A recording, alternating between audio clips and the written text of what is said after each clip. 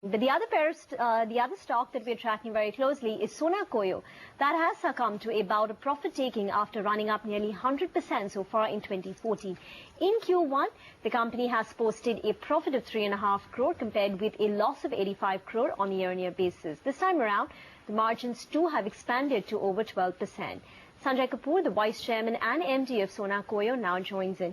Good afternoon, Mr. Kapoor, and thanks so much for joining in. First, can you break up this quarter in terms of how the domestic performance was as well as in exports, what the growth was? Well, we've had a good domestic performance. We've increased by about 12% compared to last year. This quarter, we've had mostly a growth in domestic sales. Our export sales have gone down, but that was expected for the first quarter because most of our direct export is done to the off-highway vehicle market, and that is pretty seasonal, and it's done to the United States. So this is pretty much as we expected.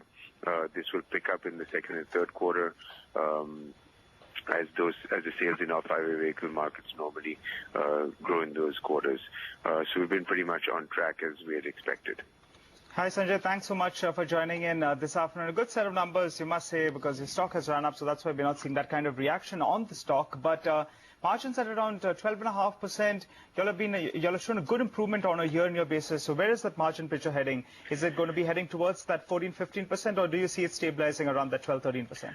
Well, on a consolidated basis, our EBITDA margins are already 13%, right? Which is pretty good. Our material cost has come down. Our manufacturing cost is pretty much, also come down, and we've had good results in what we've been doing, and our employee cost has also come down slightly. So, with our efforts in terms of localization, in terms of, better managing our material costs, etc., we hope the margins remain at the same level, between 13 and 14%.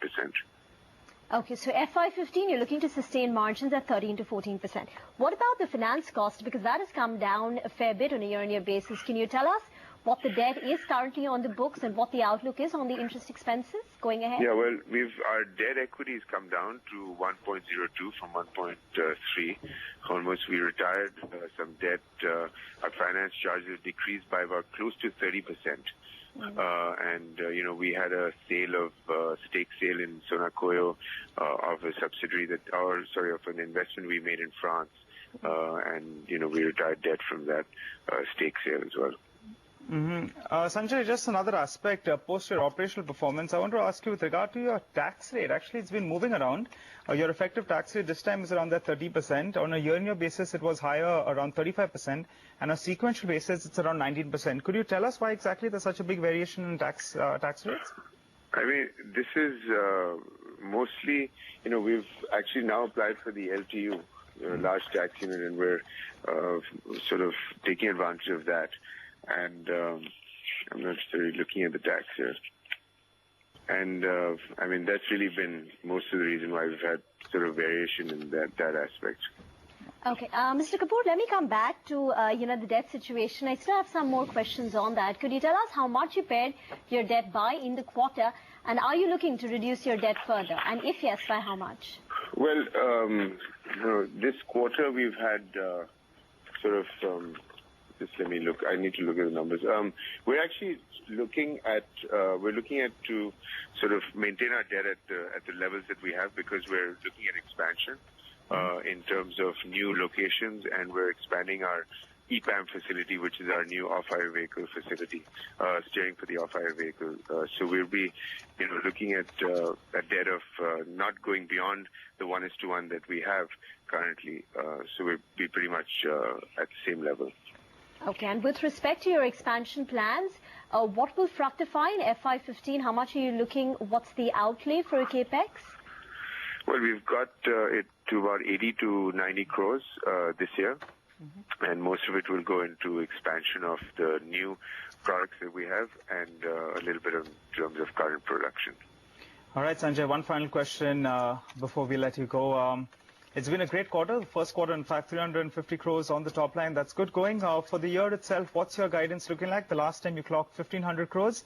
Are you going to better that? And also with regard to profitability, last time I believe there was an exception of around 35 crores.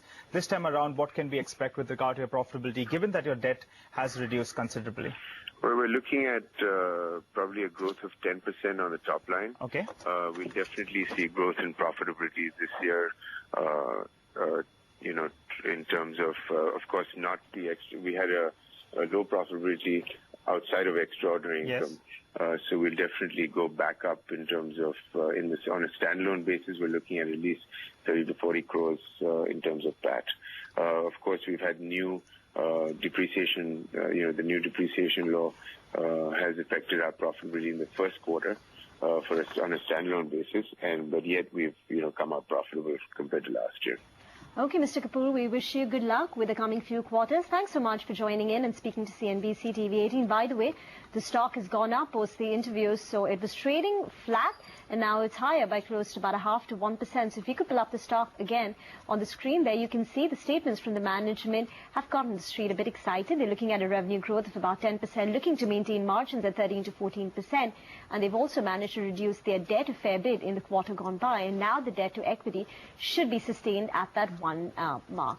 But on that note, let's kickstart the show. YourStocks joining us on the show today. We've got Funny Shaker